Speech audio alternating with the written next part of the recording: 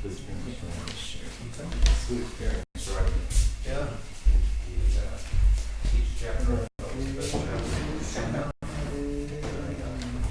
One gets so much realization from writing.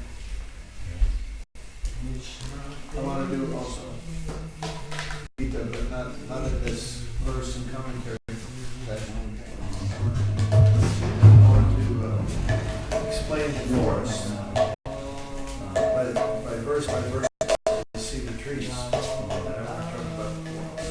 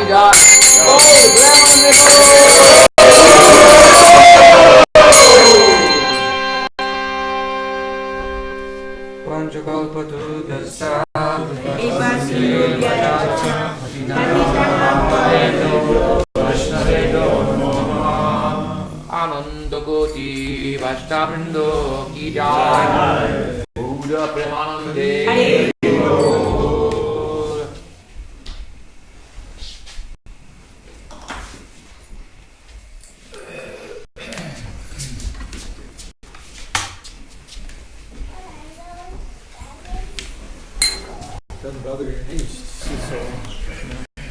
Let's get to the well. The lifetime, so.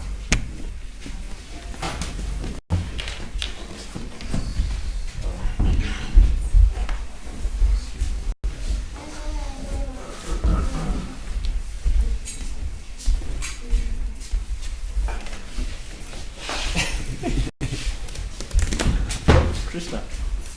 Yeah.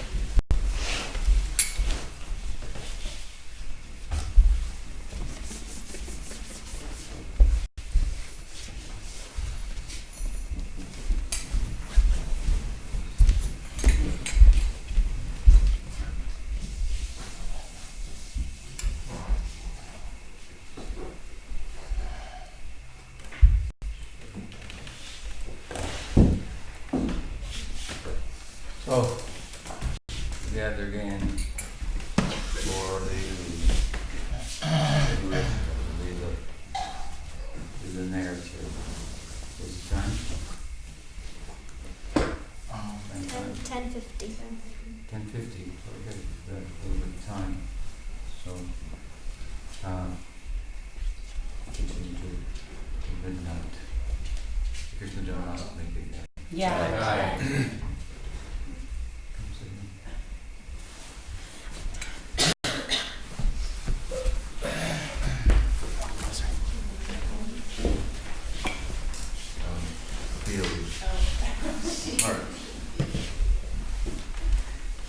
So we are discussing the Leela narrative, and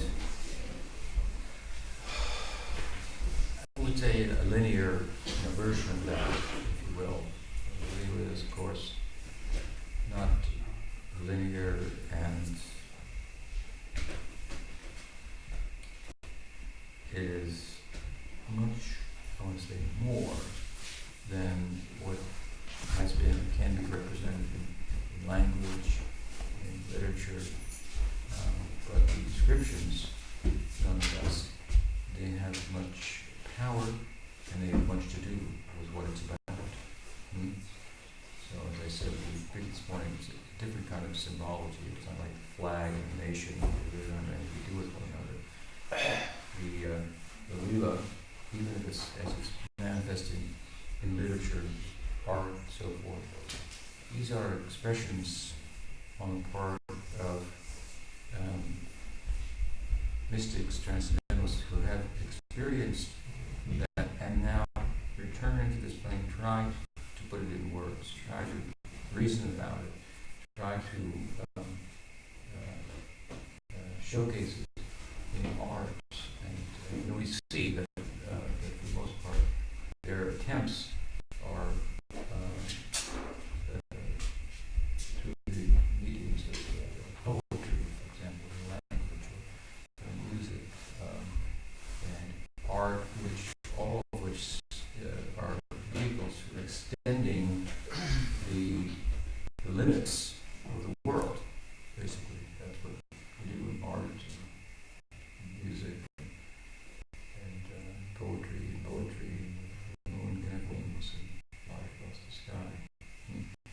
So these are forms of expression that lend themselves more to trying with the attempt to capture the ineffable, that which is beyond thought, the unknowable. It said, "She who says she knows Brahman, he does not know Brahman.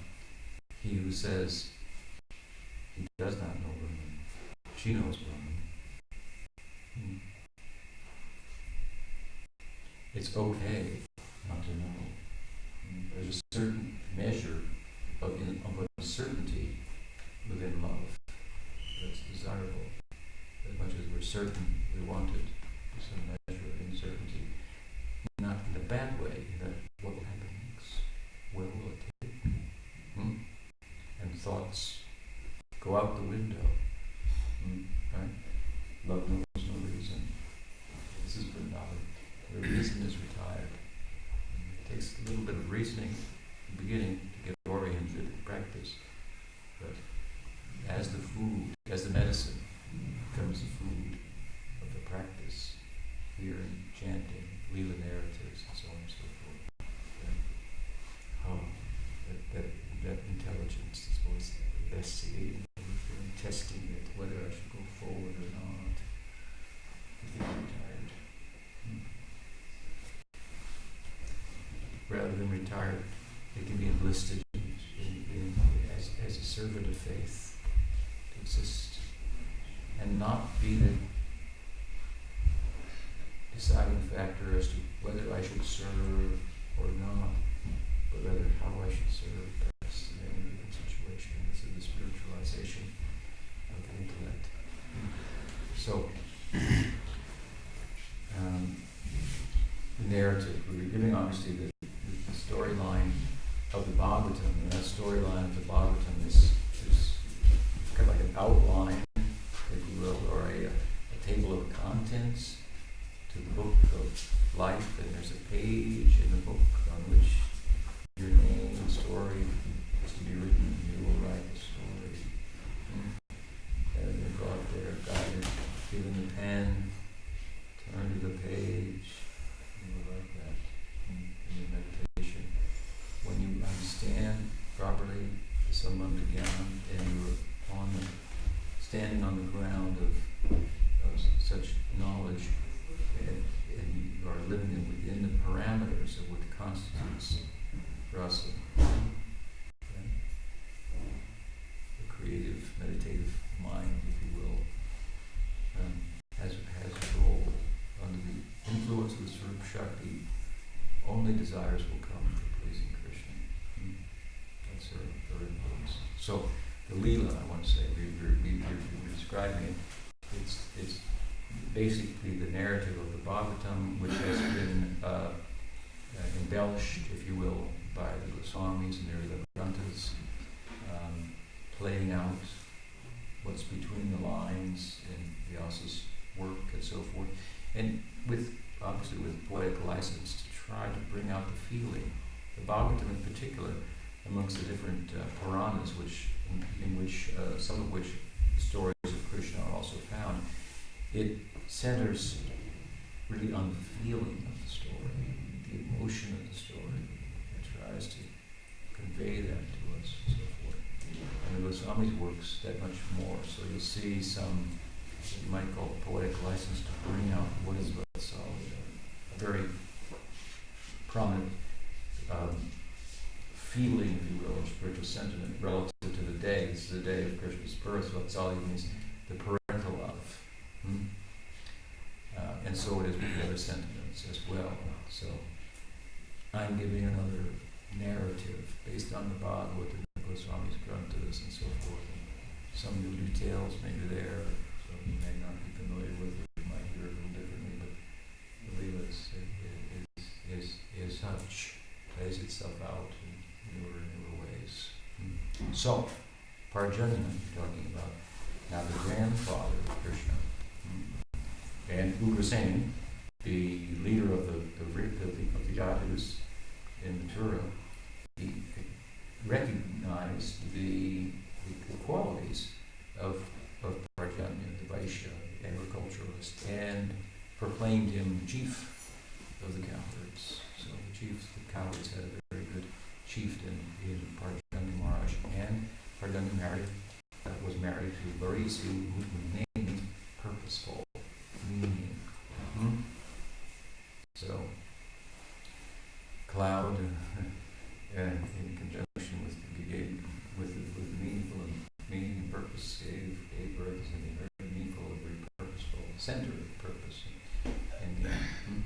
First, in the form of 5 sons. So, Parjanya Maharaj had 5 sons, and he appropriately named them all with names derived from the verbal Sanskrit root Nand. Nand means bliss. So you have bliss, joy. So you have 5 sons of Parjanya. You have Abhinanda, Sananda, Nanda, Nandana, and was that 4 or 5? And one more. Can't remember his name. All Nandas. So it was a joyful family, if you will. This is the family from which joy itself took birth. And amongst them, in due course, Parjanya sought to enter into the retired life. He was ideal in terms of ordinary dealings and also in pursuit of the spiritual. So that time, as was the custom, he thought to pass the kingdom on to his eldest son. Oh, it's Upananda, Abhinanda Upananda, Sananda, Nanda, and Nanda. So Upananda was the oldest of the sons. And so Karjanya called the cowherds and said, now, I will retire, and my wife and I will absorb ourselves in exclusive devotion to Narayan. As Paka Vaishnavas, setting a good example, and I pass the kingdom on to my oldest son, Upananda. Lord was very happy with that in the kingdom. And Upananda accepted the crown, if you will, of the cowherds, and then he immediately called a meeting. And in the meeting, he announced that my first act as the chieftain of the cowherds will be to bestow the kingdom onto the middle son, Nanda. Because he said, after all, I am just an Upananda, which could mean a little Nanda. This central son of the five, Nanda, was such that all the other brothers completely agreed with the consensus. It was a joint consensus. There was no jealousy of envy. He shined such. The whole community was overwhelmingly in favor of the first act of Upananda, who then became the assistant of Nanda. And Nanda Maharaj, in due course, was married to the daughter of Sumukha, Yashoda. You mentioned earlier that, meanwhile, parallel to this Leela in the pastoral area of Vrindavan, in the metropolitan area, the cousin brother or half brother of Nanda Maharaj was Vasudeva. He was married to Devaki. And Krishna is famous in the Veda for being known as Devaki Nandan, Devaki Putra, the son of Devaki. Yashoda means Yasho means faith. Da means to give. So giver of faith, of fame.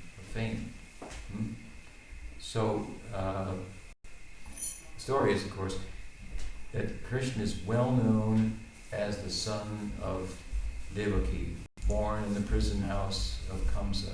But the secret inner story of Gaudiya Vedanta and the Braj Leela is that actually that is a partial manifestation of Krishna. The full face of Krishna, the full, again, form of the Godhead corresponds with the fullest love. Radha is the fullest embodiment of love, so the full manifestation of the Absolute is standing next to her. Ultimately, that means in the Braj. So, there's different ways, of course, to look at this. In the most, perhaps, substantial way is that we determine that Krishna is the son of Jashoda and Nanda more than he is the son of Vasudeva and Devaki. You can do it philosophically and look at the grammar in the text and see the secret hidden meanings and so forth that actually say that Krishna was born of Jashoda and his partial manifestation of Devaki. But the idea that Krishna is more the son of Nanda and Yashoda than of Vasudeva and Devaki is supported more, I believe, just by the very law of affection itself. You may have an experience sometimes in a community where a man has a son, but the son is rebellious and whatnot, and meanwhile the neighbor's son is real nice. He always comes over and cuts the lawn and does everything, and then the neighbors start referring to the neighbor's son as that boy's son. So affection rules. One of my students once said, and it was very interesting to hear, that I don't see these family ties. It seems like such an arbitrary basis for having a relationship. Because I'm born here and the same blood or something. It seems very arbitrary. The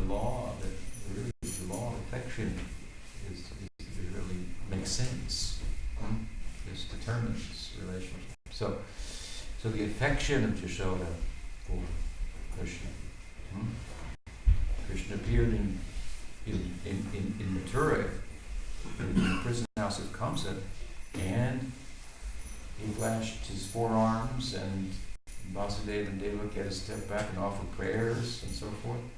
We don't find that happening in Vrindavan. The praying, the love of Vrindavan is such that even if Krishna shows his majesty, and he does so to a greater degree in Vrindavan than anywhere else, which is an interesting point,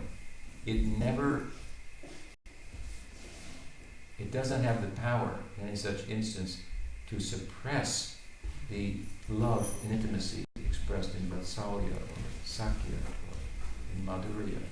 They look at it as some extra quality of Krishna.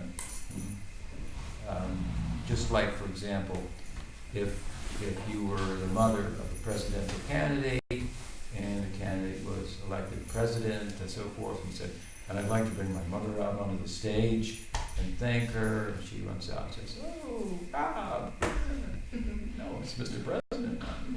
That's just a secondary thing. You're my son. That's the main thing. So the Braj love is like this. They see the majesty of Krishna, which is displayed in Vrindavan as some kind of, well, Narayan, God, works wonderful things through him, but really he's just one of us. This is the mine that sees ours of praying. So that intimacy can never be broken by a show of majesty, whereas outside of the circle of Braj, in the metropolitan Leelas of Krishna, we find a difference. The love there, where there is some intimacy, it's tempered by majesty and by knowledge, by a knowing of the Godhood of Krishna. In Vrindavan, the knowing of his God and his power, as I said, it's required that it's suppressed in order that the intimacy may flow. If we're sitting next to the infinite, or God, then we might say, oh my God, right? We have to step back. So in order for the finite to have intimacy with the infinite has to take on a finite-like appearance. And that we call Leela, play, and Krishna plays very well. So Krishna actually thinks, I'm the son of Vishnu. That's who I am. People refer to me as God. I've heard that. Sometimes, yes, for them, but who I really am. That's why this whole Leela of Krishna in Vrindavan, it's frustrating for him in one sense in relation to the world, because very few people are interested in it.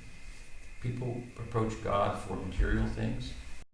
They might, fewer people approach for mukti, for liberation. Some people approach him for worshiping him eternally. Oh, that puts him to sleep. All those bells, lights, and things like that. Where's the meal? Something like that. I gotta wait, gotta chant all these mantras and procedures and so forth. So, who's interested in what makes Krishna tick? He says,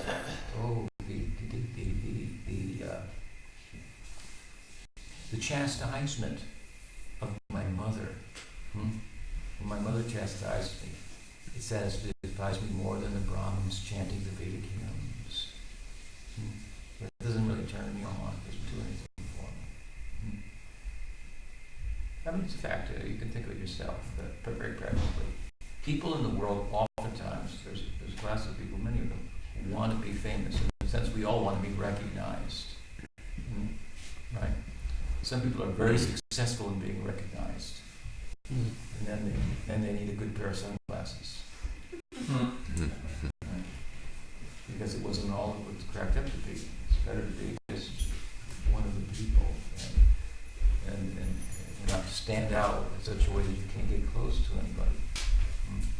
Or everybody just approaching you because you got something. They're going to get part of it. And then, so this is a problem. The God figure, if you will, is a problem. Krishna is the solution to the problem. He can get close to us. We can get close to him. This is Vrindavan. So, Nanda Maharaj married Yashoda. She is, by name, giver of fame. She gave the fame to Devaki. You could be known the world over and in the Rig Veda as the mother of Krishna. That's fine. Let them all celebrate it. But I'll raise him here in Vrindavan.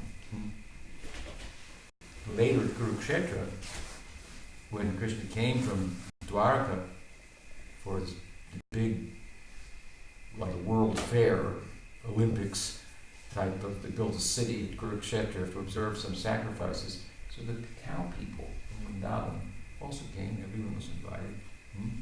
Krishna's in the palace. He's there, known there as God. Sometimes he shows himself with 4 arms, riding on an elephant, and so on and so forth. And so these cowherd people come with covered wagons, drawn by bulls and stuff. And the guards say, "You got a ticket? Who are you?" This is like Krishna's royal entourage here.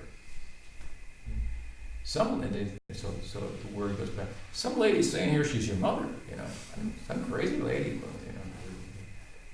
is saying she's your mother. She wants to get in. Krishna has another mother. Devaki was born with Vasudeva. She's got the wives, so many queens. She's got a bunch of other people what to do. They won't take no for an answer. They want in. Krishna let them bring them in. He paved the road for them. I prostrate myself before them. Mother Krishna sitting with Devaki. Mother Yashoda shows up, and Devaki takes one look and says, "You belong with her." The measure of her love and affection. Devaki makes a testimony at that point. You're her mother. More than I. She is Yashoda, the wife of Nanda, the pinnacle, the full face of Vatsalya Rasa. She is so glorified in Bhagavatam in the Vatsalya Rasa center.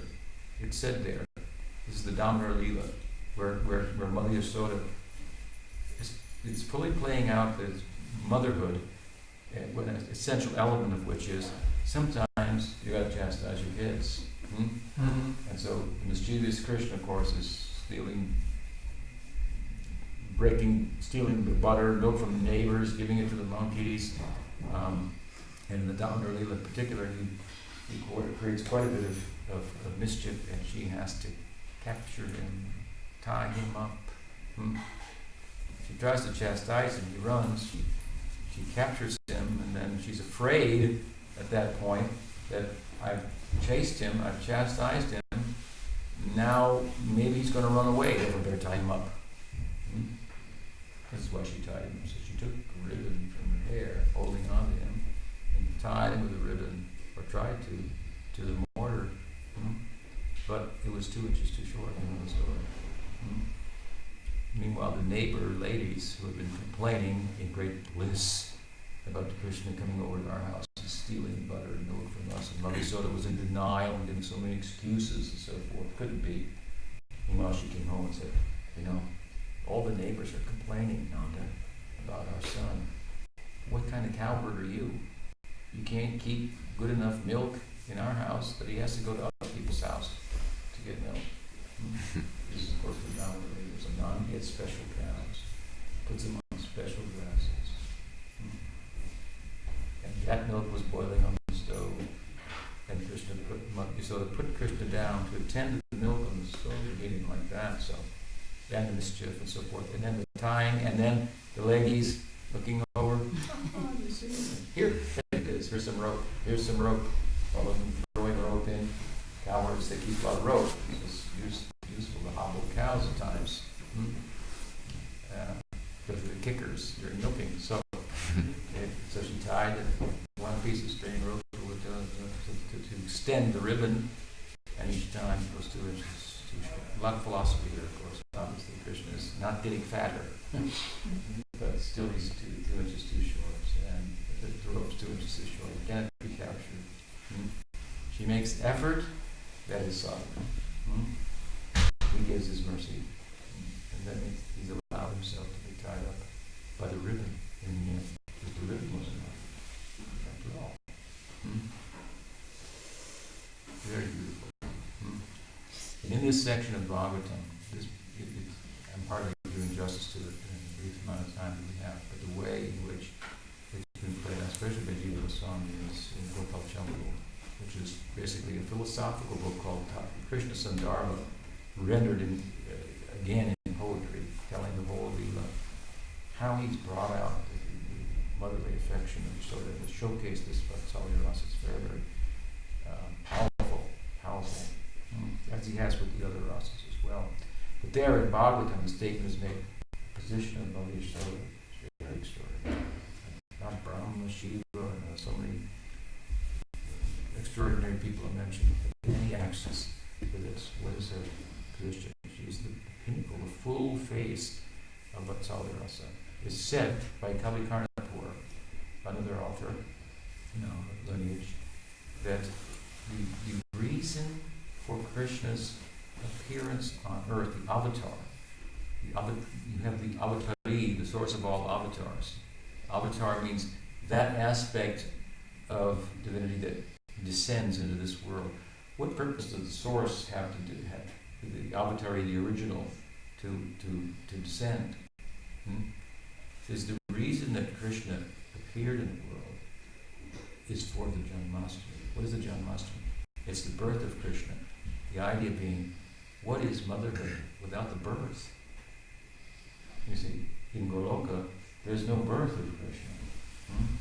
So to fully give the full experience of Vatsalya Rasa to Yashoda, you had to believe, this is just one angle of vision, look at. You had to believe in which he actually took birth.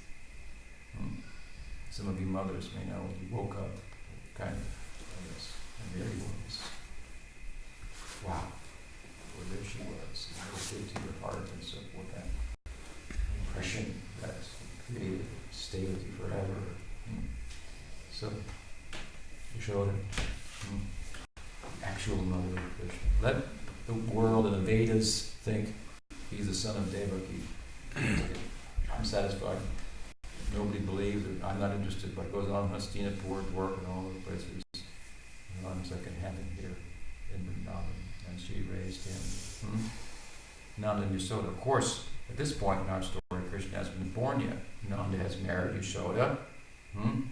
And the whole community is completely ecstatic with the decision of Upananda to pass the crown on to Nanda Maharaj, and there's nothing lacking for them whatsoever.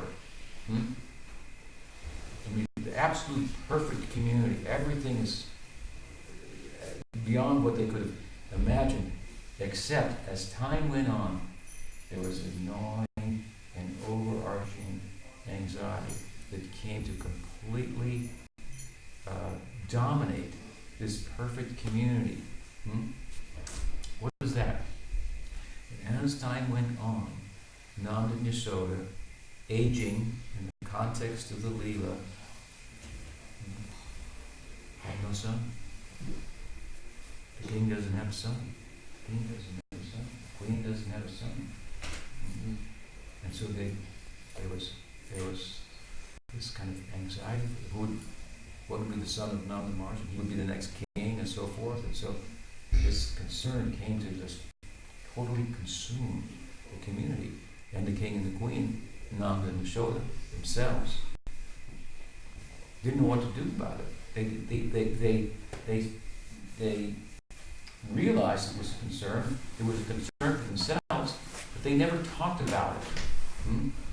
And finally, Nanda Maharaj up and said, well, here's the problem as I see it.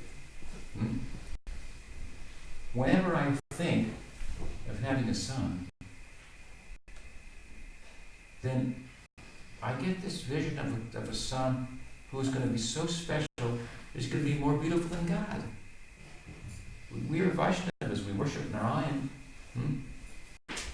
But I get this vision that I can have a son that be more beautiful, more charming, more powerful, everything than Narayan. And I realize, that's crazy. I'm crazy.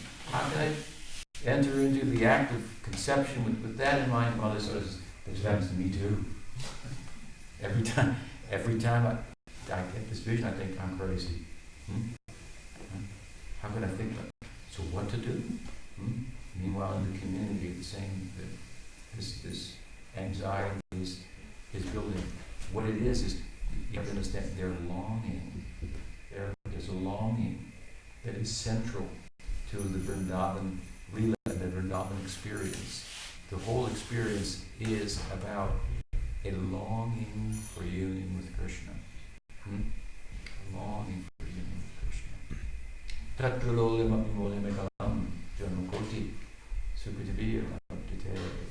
There's no way to go there except by longing for that. Longing. This longing is central to the sadhana. Therefore, Bhakti Vidyabhushan says in his Govinda Bhashya, amongst the liberated, the muktas, some have forms and some don't. There's a formless mukti and there's mukti with form, where the mukti is about love and love has a shape. But what will determine whether you have a formless mukti or mukti that has a form that corresponds to love, well, the nature of the sadhana. The nature of the practice will determine the sadhya, the goal, what you practice becomes perfect. Therefore, he says, from the earliest point in sadhana, one should have fixed the ideal. And have some appropriate, use the term of Bhaktisiddhanta, longing. First deserve, then desire.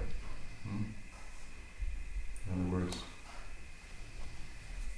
you may desire to go to India, and you may come to me and say, I've heard this example before, I want to go to India, Swami. I said, that's great, sounds good. I want to go, I want to talk about it.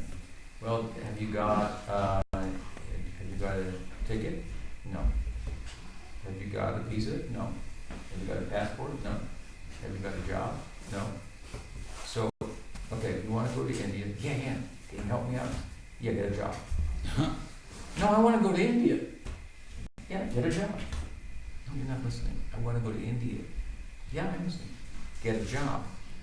So you can get some money, so that you can buy a passport, so that you can get a visa, that you can buy a ticket, and then it will be meaningful to be looking at those travel logs.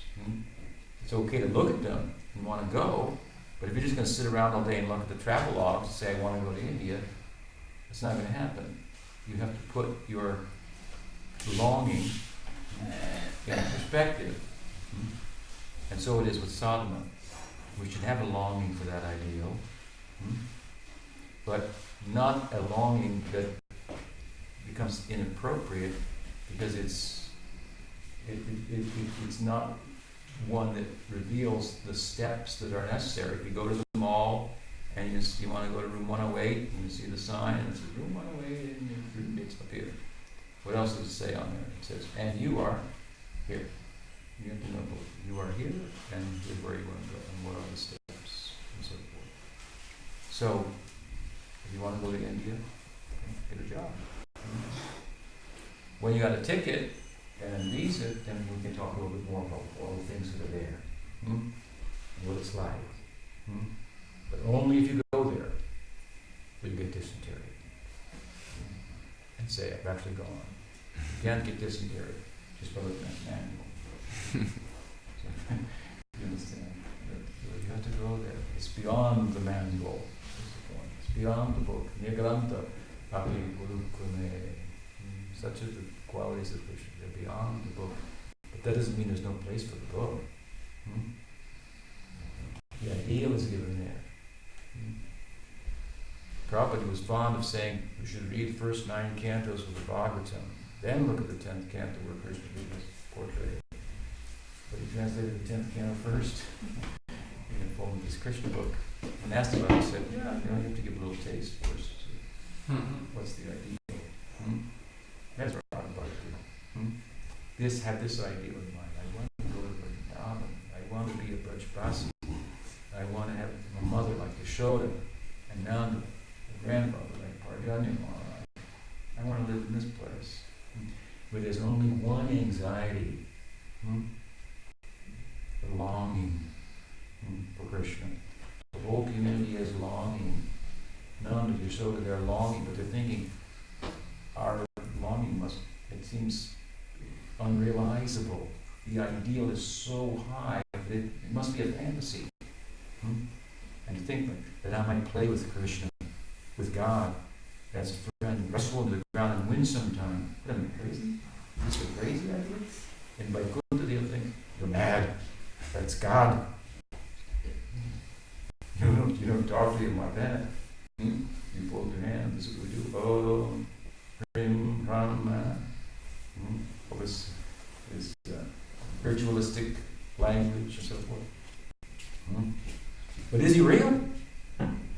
Is he a real person? My personhood, materialist speaking, that's a false thing. Will come and go. What is his personhood? How full is it? That is Rasaraj Krishna. Full person. Full personality of God. Capable of reciprocating always, not just reverential love, but love and intimacy. This is the ideal of the devotees, to catch this ideal. That's very important. This will be the center of your sadhana practice. I want to go there. I once said, I don't want to go to Vaikuntha. They'll give you an offer. Hey, it could be easier. You could just hop off of Vaikuntha, worship and awe and reverence. Never.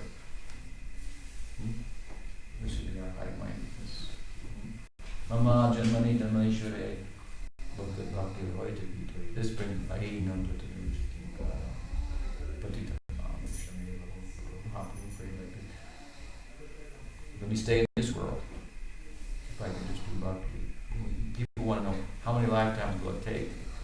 When you forget about that, when you can say, I don't care about that, then next lifetime, that lifetime. Lifetime after that you will go. In other words, when you say like Mahaprabhu, Mama Janmani Janmaneshware Bhavata Bhakti Hoyte, I don't care about being freed from birth and death. There's no consequence to me anymore. I just want bhakti. Then asakti will come. From attachment to bhakti comes attachment to the object of bhakti. That's why ruchi has a stage where the medicine becomes food. The practice is specific. It's specific. It's the dawning, the beginning, in the stage of sadhana, with the form of your love. Particular taste for bhakti has to be particular because it has a corresponding object that shows in the next stage, asakti, the object of love. Mahaprabhu said, Arinanda Tanuja, King Karam. I want to live in the house of Nanda. It means, I want to marry Krishna. So he said, I want to be the betrothed to Krishna. And then the system, customs, and then the girl would move into the house of her husband. I want to be a maidservant in the house of Nanda Maharaj. Very nice.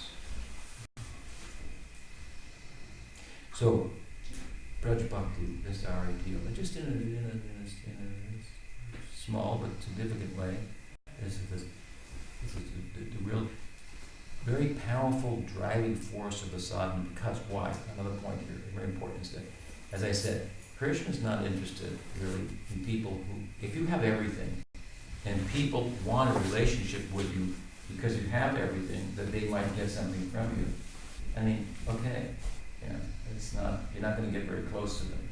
So if you want liberation from him, you want material things, you want liberation, you want to live on the same planet with him, Vaikuntha, okay. If you want to know what he's about, in other words, what do you want? What are you about? What's of it? That's very curious. Nobody asks me that. Very few people. This is what I'm about. This is the Braj Leela. These people, their bhakti, this gets to me. So if we become interested in that, you see, he'll become very interested in us. You want that. You are interested in the example of the devotees who, instead of chanting the Vedas, chastise me, you naughty boy, and tie me up. Again, God needs sunglasses. That's Krishna. He's hiding in Vrindavan. And there, they don't know that he's God, and it's more comfortable there. He's in himself, Swayam. Mother Yashoda, amongst the various tastes or sentiments of love in Vrindavan, she is the full face, the full embodiment of Bhakti Rasa. And with Nanda together, they acknowledge one another's longing for Krishna, and the whole community is longing. What to do? So Mother Yashoda, smart, she said, well, first Nanda says, so, I have this desire for this son, and the picture I get is of a son that's more beautiful than God, and it's almost like offensive. I think I must be, I've been a religious man my whole life. I worship Narayan faithfully and so forth. Here I'm thinking of a son so beautiful in God. What's wrong with me? How crazy am I? He says, I feel the same way. What to do? I guess we should be renounced altogether.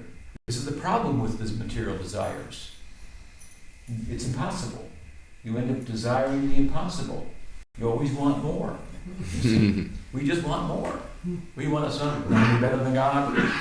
Haven't we heard this from the scriptures? This is the problem with material life. There's no end to wanting. The more you get, the more you want. So this is how crazy our life has become. How materialistic we are. He's thinking. So we should be renounced. She says, yeah, that's a good idea. And I thought like that too. She said, you did? Yes. But then, he said, yeah, me too. Then I go back to the other way. That picture of that son keeps coming, and I can't give it up. What can you do when you can't give up material desires? Well, Mother Yashoda says, well, let's do a vow of vrat and worship Narayan. Let's really commit ourselves, and we'll do a Dwadasi Vrata. Dwadasi is the 12th day of the waning and the waxing moon, the day after Ekadasi. So in the Puranas, various Puranas, there is a description of the Dwadasi Vrat for each Dwadasi, each waning and waxing, 12th day of the waning and the waxing moon every month, different type of vrat. All the vrats, all the vows are Narayan God-centered. They all involve, more than anything else, chanting the name of God. Keshava in this month, Narayan this month, this name in that month, and so on and so forth. And other various details. Many of these Dwadasi Vratas are described in Haribhakti Vilas, drawing from different Puranas and so forth. So it's a Vaishnava vow. So Mother Yashoda suggested this, and honestly it's a good idea. We just take shelter of Narayan, he's our God. What can be done? So the point is down that when they committed to a vow, so every Dwadasi for a year, they would observe the appropriate vow for Dwadasi, and that's pretty austere to do. They're already observing Ekadasi, which is the 11th day, and the proper observance of Ekadasi is, the strict form of it, I should say, is quite strict. When we were kids, in proper submission, then the day before, like Janmāṣṭamī, which is the day which you have to fast all day, we had to feast the night before. Plenty to eat, and energetic young men and women, so make it through the next day, something like that. But that's not how you're supposed to observe technically. And the same with Ekadasi. Ekadasi is technically the 11th day, that's the fasting from food and drink the whole day, and the fast begins the night before. So once the afternoon comes, no more reading, and then the next day, and then all day hearing and chanting, and then staying up all night, hearing and chanting, then breaking the fast at a certain time in the morning. So it's a very, very strict vow. You have to be very controlled to do this. They were already doing Ekadasi, now they were going to do a Dwadasi Vrat. So it also tells us this, that the figure in the Leela, the figures, the paradigmatic figures, like Nanda Yashoda, for example, of Vatsalya Rasa, what does it take to arrive at such a position? Of course, they're eternal associates of Krishna, but to develop Vatsalya Rasa, for example, oneself as a sadhaka, what does it take? It means that everything that's there in Vrindavan that you can't see, per se, the fruits of austerities, vows, observance of the varnashram, the Vaidhi Bhakti and so forth. All of that, in one sense, and more, is there in the Braj Bhakti. So, this is an example. Suddenly, Nanda and Yashoda, who were just like ordinary people, cowherd people, showed themselves to be very controlled, like sense-controlled, and able to perform a very austere vow that mystics and yogis take up, right? They're able to do this with ease, worship Narayan. It's saying that all these things are passed through. The experience of Braj Prem is, for example, they perfectly execute the Varnashram there it's a structure. It's really fueled and run by bhava, by feeling. And they're perfect Vaidhi Bhaktas. Understand?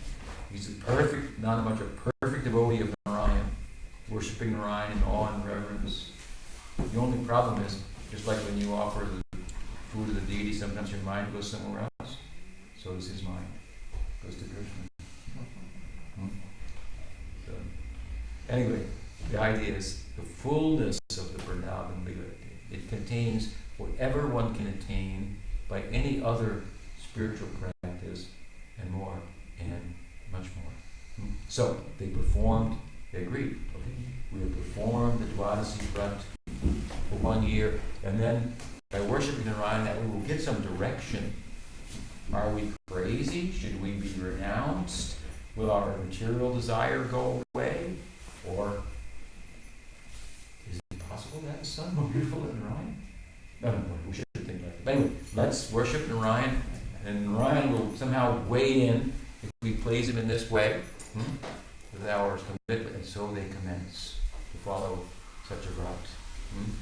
And as the year proceeds, what they find is that their longing for that idea of a son just increases. Meanwhile, the longing of the community is increasing and increasing for Nanda Maharaj and Yashoda to have a son. So the whole community is steeped in this longing, and Narayan appears in a dream to Nanda and to Yashoda and says, I myself am coming. And that son you were thinking about, you can have that. Their minds are blown. That ideal they have, Narayan, they think I should be renounced. Then again, let's worship Narayan. Maybe it's possible. He's God. He can do anything. Isn't it crazy though? But see, they're crazy. This is the point. There's a madness to their thinking. They're thinking Narayan is God. He can do anything. He could give us a son more beautiful than himself. Possible. This is the madness of their praying. But Narayan says, yeah, it's possible. And so, what's happening, the point here is that the longing, and appropriate longing, see, they were able to perform vratas, austerities, and so forth. They weren't ordinary people. They had to become a mystic. They had to give up the longing for other things, and then and surrender, so to speak, and then the longing in the positive sense, Krishna will come and develop and consume you. And we were saying earlier today, with the longing of the saints in this world, you cannot live without Krishna any longer. That causes descent. He's coming on that basis.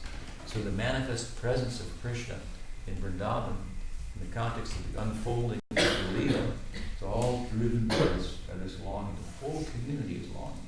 Pujapati Maharaj gave another way of thinking about it once, speaking about the cyclical or cyclic nature of the Leela. It goes around and around, and occurs again and again and again. And so he gave the example, well, Uddhava, Krishna had left, he went to Mathura, and the inhabitants of Vrindavan were devastated in his absence. And Krishna asked Uddhava to bring a message to the inhabitants of Vrindavan. Uddhava was Shastravid, he knew all the scriptures, he went to give them some wisdom. You shouldn't lament, you know. What can you do? This is the way life works. Providence sometimes brings us together and sometimes brings us apart. And he comes in on his chariot, parks it in front of Nanda Maharaj's house, and the king and queen come in with a message from Krishna in Mathura, and he sees the condition of Nanda and Yashoda, and they're pathetic. Nanda and Yashoda is like in a catatonic condition, and Nanda was like he'd been haunted by a ghost. Just the absence of Krishna is absolutely devastating. I mean, Nanda Maharaj is particularly devastated because it was Nanda Maharaj who convinced Yashoda to let him go on the pretext that I'll bring him back after he goes and you pay the taxes to Kamsa and the wrestling matches performed. I promise I'll bring him back, but he came back empty-handed. Nanda came back empty. How he felt at that time. The whole Braj was counting on him, but the whole of Braj, when he returned, did not bear him the slightest grudge because they could see he was carrying their whole burden. He felt how every one of them felt in the absence of Krishna. And so they actually felt compassion for him. He's feeling, each of us feels, he feels all of our pains in separation from Krishna. And so they bore him a grudge for how he felt. That's another thing. And there he was. And Uddhava came across him. And he said, Nanda, he said, you shouldn't be depressed. He said, you know, you're the father of Krishna. Now in Mathura, Krishna, as I said before, his godliness is more expressed. So Uddhava loves him in a way that allows him to understand that Krishna is God. So he thinks, my God, you're the father of God. I mean, that's pretty cool. You're the most fortunate person in the world. Your son is Krishna. Nanda Maharaj loses his fortune. You call me fortunate. You call my son God, whatever you want. Call him whatever. I mean, as far as I'm concerned, he's more than God. You call me fortunate, but the fact is, he's not here. He left. How fortunate am I then? I have such a great son, he's gone. The greater he is, if he's gone, the more is my misfortune. And so he turns his fortune as Uddhava sees into a misfortune. And Uddhava's looking at him, what kind of people am I seeing here? Where am I? These people, they don't know the Shastras, they don't know the Upanishads. They have this attraction for Krishna, and it exceeds anything that's in the Upanishads. Shruti big yum. It's off the map. What is where am I? What kind of place is this? What realm is this? What kind of love? This is his experience. And so, Nanda Maharaj and Yashoda, Uddhava believes, Nanda starts talking, Yashoda says, Uddhava was here, he's talking about our son, and that we should be happy that we have a son, but we don't have a son. Where is our son? You know, we should be happy because we have such a great son, but we're unhappy. Do we have a son? We don't have it. We don't have a son. We should have a son. Let's have a son. Yes, we should have. And the Leela starts over again, like this. This is like if you say, you know, Ram Ram, Mara Mara Mara turns into Ram Ram Ram. So this, the point being what? Longing is making the Leela go round. The intense longing is that by which Krishna makes his appearance. How intense? It must be exclusive and singular. He makes a statement in the Gita, right? Sarvadanam prutyaja. Mam ekam sharanam braja. There the word braja means come to me. It's a verb. Give up the dharma, which means varnashram, which involves worshipping many different gods and goddesses. Skip that over. Mameka, me alone, come to me, which is what Sridhar said. And when Krishna said that, Mamekam Sharanam Braja to Arjuna, although the word Braj is a verb, it says, come to me, the common meaning of the word, which is what it's most you think of when you hear it, is the land of Braj, this place. Krishna was speaking to the Gita in another place, in Kurukshetra. This is the end of the Gita when he said, Mamekam Saranam Braja. And Krishna's mind went to Braja. The end of the Bhagavad Gita. Will we say anymore? I'm done.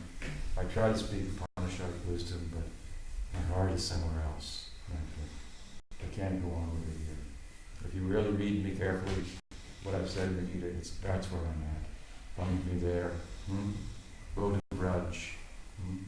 Long for that place. So the longing and the whole community. And Narayana appears in the dream and says, it's happening. And at that time, with regard to the community, suddenly on the scene comes mystic lady, Purnamasi, named after the full moon, along with the young lad, Madhumangal. And the inhabitants see her. She's Jiva Goswami has her dressed in saffron. They say, goodness, madam, who are you in our village? Where have you come from? You look very special, like a sorcerer or something like that. Like you might have mystical powers or something. And who's that boy with you? He said, I am Purnamasi. And I never married. And this is Madhumangal. He said, appears to be a student of Narada. We always remain the same age by our powers. We've come here for a special reason. What is the reason? Why have you come to our village? Why have you come to grace our village? And she laughs and says, I've come because of the glory of your village. What's the glory of our village? They're thinking, it's good, but the king doesn't have a son. Says, I'm coming to your village because your king is about to have a son, and what he will be like. And so they believe her. She has the power to create faith in them. They believe her. And they say, okay, let us build you a hut along the bank of the Krishna, which is another name for the Jamuna, because it means, in this context, dark, and the waters of the Jamuna are dark. She says, yes, you have spoken wisely. You have spoken wisely. Build me a house next to the Krishna. That would be his name, the son of Nanda. So, wow, what was the experience of these country bumpkins? Mystic has come here. They're totally consumed by this anxiety for the king and the queen and what will become of the kingdom. Now this news comes. And they put all their stock in her. They completely believe in her. They're wise to do so. This is Purnamasi. Purnamasi is the personification of the Yoga Maya, the personification of that power by which the Leela moves. Follows Krishna like a shadow, anticipates his desire before it even manifests, and manifests that which is required to facilitate it. This is Yoga Maya. Madhumangal. She says, Madhumangal is a student of Narada. Of course, from the Bhagavad perspective, from the Gaudiya perspective, Narada is a partial incarnation of Madhumangal. Madhumangal is the original farcical Brahman. Narada is a partial manifestation of that in Vaidhi Bhakti. Madhumangal is in Raga Bhakti. He's a Brahman.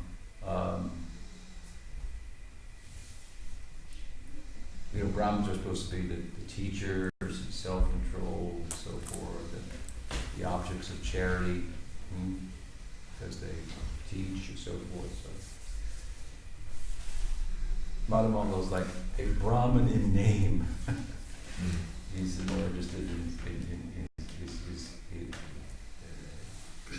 his belly and his tongue, and he's a very comical person.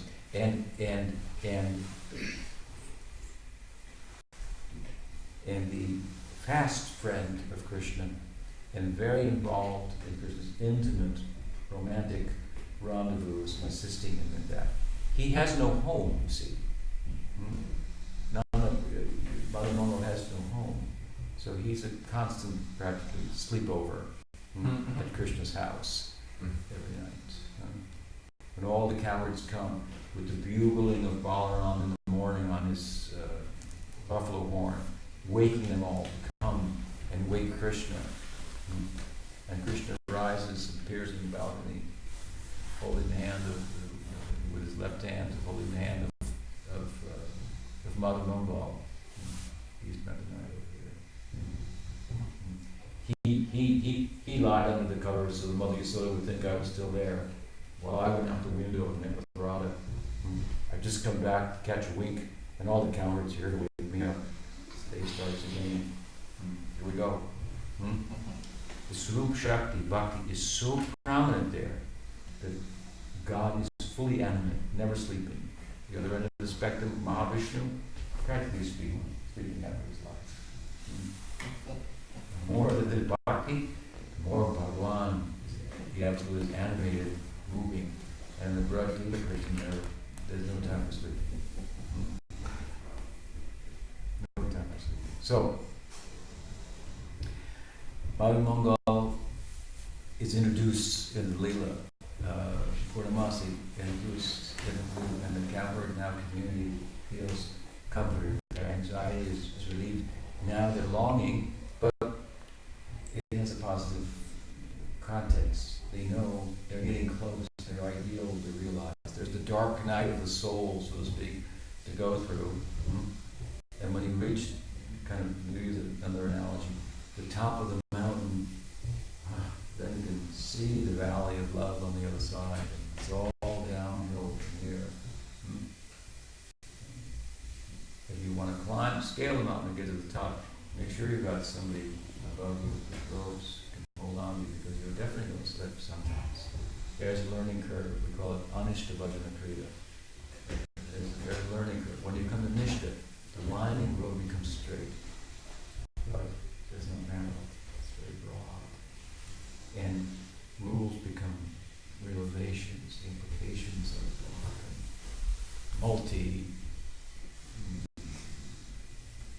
every verse has multiple meanings and so forth. So the deeper you go, the broader your mind will become. The more uncertainty, so to speak, as you approach the unknowable and realize is unknowable, but it's lovable. Then more. In the word spiritual life, it's not just somebody going to think it all out for a year. It's black and white. Now you don't have to think anymore. It's full of gray at a certain point. But at a point where there's no return, you reach the top of the mountain. Now it missed you. You're not going to go back because it's all downhill from here. So at any rate, their longing now it's happening.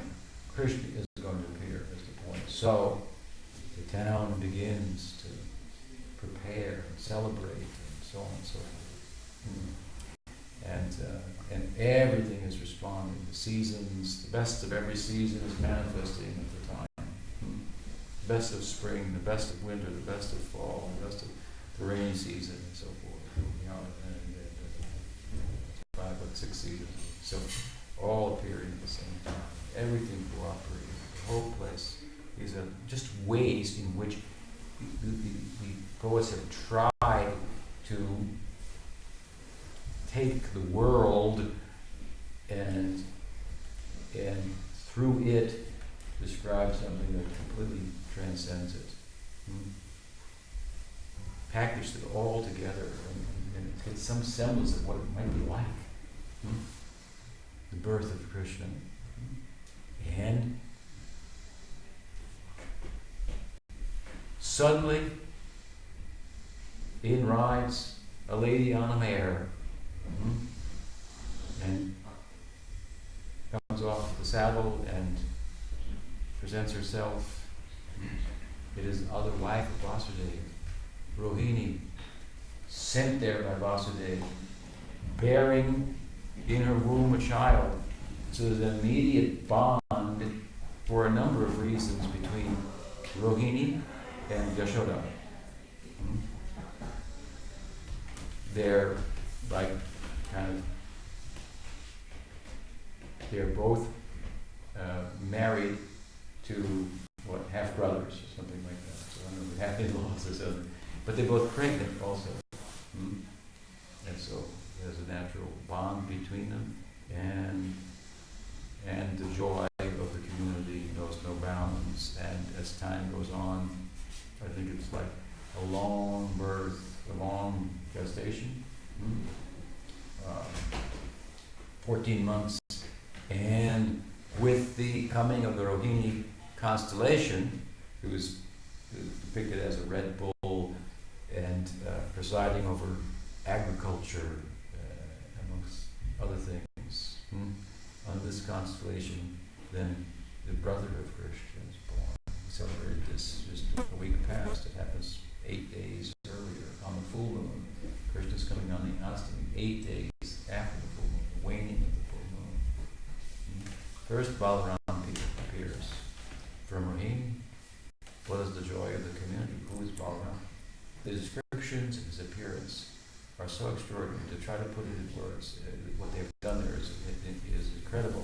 But it doesn't do justice to it.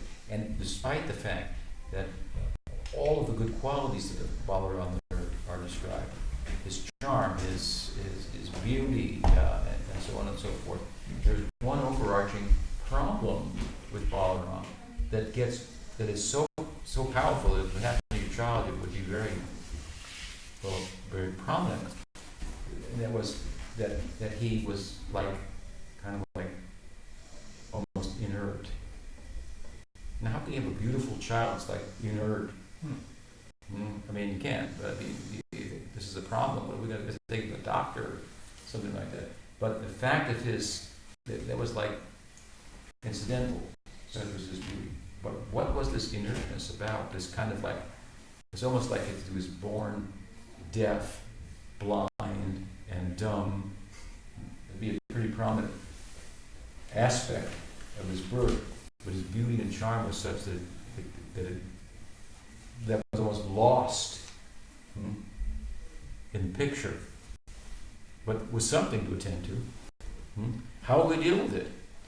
Well, what it turned out was every time they took Mother Yashoda, who was a second mother to Balaram, right?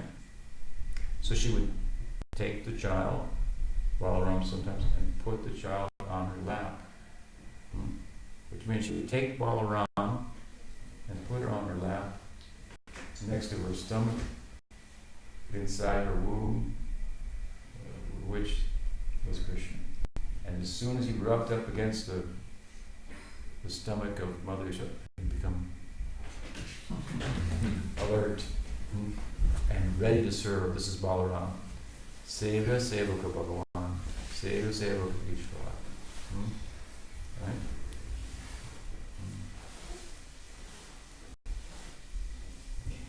Bhagavan served, and Bhagavan as a servitor. Very peculiar, Balaram. Very peculiar. Of all the forms of God, there's no form of God like Balaram. Everyone has a consort. Who's Krishna? Who's Balaram's consort in Vrindavan? Nangamandari? No. That's his Shakti manifestation. She worships Krishna. She loves Krishna. Balaram in Vrindavan. He has no consort who's prominent, known. Yes, he has his own gopis, but the whole story of his having his own gopis is like just a side affair that's brought out in the context of his being sent by Krishna later in the Leela back to Vrindavan to pacify Krishna's gopis, which he does so perfectly that the white Balaram turns black, turns Shyam. He's so represented to Krishna, like the Guru represents Krishna, that never takes anything for himself. It is given to Krishna. This is Balaram. The full face of Balaram is the best friend of Krishna. And Gadopakari Sridhapriyanam, as Narada told Krishna, the best friend, Upakari, is the one who reminds one of his beloved. That is the best friend. We think, well, what does Balaram have to do with Krishna's mother? He's not involved. Don't think like that. Balaram is the Maryada Purusha of Balaram, Krishna. He watches over Krishna as the elder brother, like a guru for Krishna. Mother Yasoda says, okay, Balaram, watch out for him now. Make sure he behaves himself. And he does that. Well, you wouldn't say, well, why doesn't he tell him? There was a report that Krishna's run off with the gopis. He doesn't report that. Therefore, it can go on. Don't think he doesn't know about it. He doesn't report it. It means he's facilitating. He has to facilitate it indirectly, because if he's present as the older brother, then the possibility of intimacy between Radha and Krishna is diminished. If you're there with your lover and his brother, he's real nice, He goes somewhere else now. So Balaram purposely getting out of the way. And when he appears in the world as Nityananda, how much he started the whole sampradaya. Bhaja Gauranga Ka, Gauranga Laha, Gauranga Namare, He Jana Gauranga Bhaja Sayana Prana. There's no Goswami books written at that time. Chaitanya Mahaprabhu was teaching worship of Krishna. Nityananda said worship Gaur. That's will be our campaign. Chant the name of Gaur, give the teachings of Gaur. Worship Gaur. Anybody who does this, he said, I'm purchased by them. And people thought, I'd like to be purchased by him. Whoa, I'd like to be able to purchase him. Who is he? He's just wearing his love on his sleeve, so to speak. And he didn't cross his T's and dot his I's. He just blurted it out. Begged, fell to the door of people, begged them, chant Hare Krishna. Chant Gaur Nam. There's no one who brings more attention to Chaitanya Mahaprabhu than Nityananda Prabhu. And Chaitanya Mahaprabhu is about the dispensation of Yuri Rasa. So, in spite of his sattva's, he's focused, trying to bring people to the dispensation of Chaitanya Mahaprabhu. And it's a side effect sometimes. Again, we find devotees of Nityananda Ram. It's a beautiful thing. So, Balaram. Yeah, he has some gopis. Yeah, when he came back, he pacified Krishna's gopis, and then he had some rendezvous with other gopis at the request of Radha. Remember those gopis when we were here, when you were younger, when we celebrated Holi with Krishna, and some of the girls, they were attracted to you, but you were too young at that time. Other cowherd boys were there, so it was a very innocent affair. All this time, they've been waiting for you to return, so you should marry them. Balaram said, how did he do that? Nanda said, yes, you should marry those girls. So he marries them. Who are they? It's Maryada. Bhaktisiddhanta Saraswati Thakur's commented. It's not Ragmar. The Ragmar Balaram is the full face of Balaram. That is the friend of Krishna. He is living only to save the Krishna.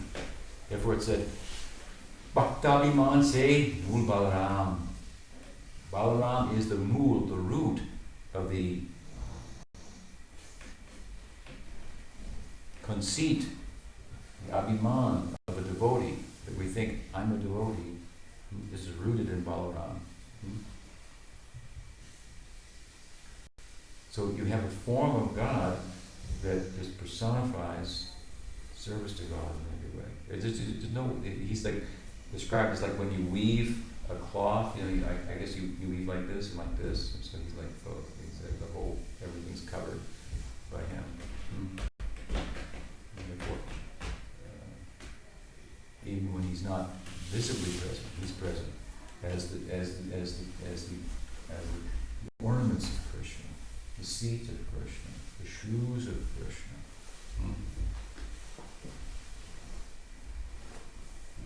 What did we say in the morning?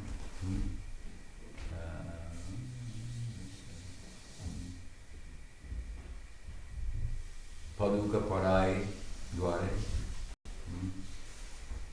describing Chaitanya Mahaprabhu, rising in the morning, his nature of his bed, his shoes, the umbrella over his head held. These are all indirect descriptions of Nityananda Prabhu. It's being brought into the picture. He's serving Krishna. Means Gaur or Nityananda Prabhu is serving Chaitanya Mahaprabhu as umbrella, as a thread, as the shoes. It means over the head, middle, underneath, from top to bottom. You want to learn about how to serve. Here's a good example. So, Ram is born, and born to serve Krishna. So, when he's taken on the lap of Mother Yasoda, and Krishna kicks, and he becomes alert. And of course, then the Janmāṣṭamī, Krishna is born in Vrindavan, and the kettle drums are rolling, and the celebrations are going on. Nanda Maharaj is at the time sleeping. Krishna is born at midnight. Mother Yasoda had a dream, and in the dream she saw a beautiful son that she'd envisioned entered into her heart, and she saw a girl completely envelop Krishna and enter into her womb, and then she passed out, and she gave birth. First to a daughter. You read the secret language, understand the Bhagavatam. First to a daughter. Then to son. First the daughter. And meanwhile, what's happening? Krishna's partial expansion is appearing in the prison of Kamsa. And Vasudeva is making his way across the Jamuna, carrying the child, thinking that protected from Kamsa, I'll hide him in the village with my cousin brother, Nanda Maharaj. And he arrives there, he sees a daughter, puts the son, takes the daughter, and partial expansion of Krishna merges into Nanda and Krishna. Mother Yasoda wakes up, and the son is born. What was that girl that she saw? What was this? This is another form, as Purnamasi is a form of Yogamaya. Another form of Yogamaya. Means like a shadow follows Krishna. This is making the arrangements for all this, which is transpired, freed from the prison, making the guards go to sleep and so forth, enabling to cross the Jamuna on a stormy night. So, by the internal potency, in other words, the Sup Shakti, Yogamaya, all this leelas transpiring. So, Krishna is born. Nanda Maharaj is asleep, and in the morning he's milking cows, and along comes one of the maid servants, and she's just overjoyed with the fact that the king has a son, and I'm here to tell him about it. And so she bears some fruits mixed with turmeric and so forth, which are signs which say, "You've had a son." And then she tries to say the same thing, and her tongue gets tied, and she's just in such ecstasy. And Nanda Maharaj looked at the cowherd man, looked. They realized what she wants to say, she's already said in sign language, and the son has been born. And Nanda Utsava, the day of Krishna's birth, which is coming here in a moment, and the big festival that day, Nanda Maharaj sees the sun, and so the community, the Leela commences. This is the Janmāṣṭamī. This is one angle of Vishnu. Shri Krishna Janmāṣṭamī, Mahotsav ki jai, Audārya ki jai, Bhakta Vrinda ki jai, Premanande.